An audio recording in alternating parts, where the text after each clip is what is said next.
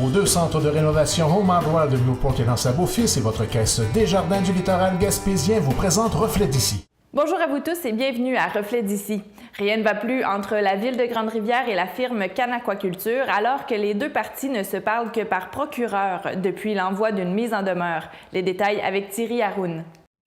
Un projet d'élevage de saumon de l'Atlantique de 16 millions de dollars de la firme Can Aquaculture dans sa première phase, devant prendre place dans le parc industriel de Grande-Rivière, prend l'eau depuis que cette compagnie a envoyé une mise en demeure à la ville le 15 janvier dernier.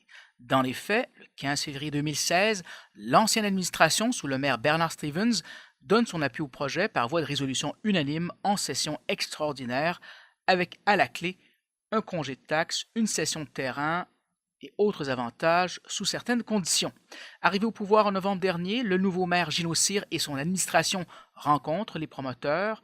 Un entretien qui visiblement ne s'est pas terminé en bons termes, puisque le conseil municipal a voté par la suite une résolution unanime le 11 décembre 2017, abrogeant la résolution de février 2016, au prétexte que le projet initial, en vertu de cette résolution, a été modifié, lit-on. Le divorce est entendu le 15 janvier dernier avec cette mise en demeure de la firme, confirme le maire Gino Cyr, qui demeure prudent dans ses propos. Donc, étant donné qu'il y a des processus juridiques qui sont entamés, donc moi, je m'en tiens à ça. Je vais juste commenter là, à la fin du processus. L'ex-maire Bernard Stevens voit l'abrogation de la résolution de son administration de février 2016 comme un camouflet de la part de l'actuelle administration. C'est un manque, je pourrais vous dire, flagrant de confiance et un manque de respect envers l'ancienne administration municipale. Que nous, ça fait au moins 2 ans qu'on a travaillé sur ce projet-là. On a travaillé fort, sans arrêt. On a rencontré le ministre, le sous-ministre, les fonctionnaires pour que ce projet-là se réalise. Puis aujourd'hui, on met le projet de côté.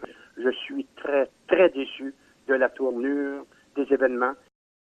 M. Stevens rappelle à quel point ce projet serait mobilisateur et ne perd pas espoir, pour autant en demandant par la même occasion aux citoyens de faire pression sur le conseil municipal pour qu'il revienne sur sa décision. Le conseil municipal peut revenir sur sa décision. Je ne comprends pas qu'un tel projet a été mis de côté. C'est l'avenir, ça, économique de Grande-Rivière. Puis je ne sais pas si les élus, présentement, sont au courant. Il y a certains commerces qui en arrachent à Grande-Rivière. Il y a certains commerces qui ont de la difficulté à rejoindre les deux bouts. Avec ce projet-là, on peut dire qu'il y a eu des nouveaux arrivants. Parce que c'était des emplois très bien payés, à 20-25 piastres de l'heure. C'est malheureux pour notre communauté.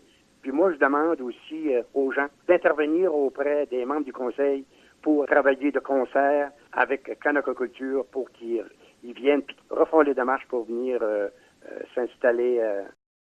Nous avons parlé à un responsable de Can Aquaculture qui s'est refusé à tout commentaire pour le moment, refusant même de confirmer l'envoi de la mise en demeure. Thierry Haroun pour TVCGR, à Grande-Rivière.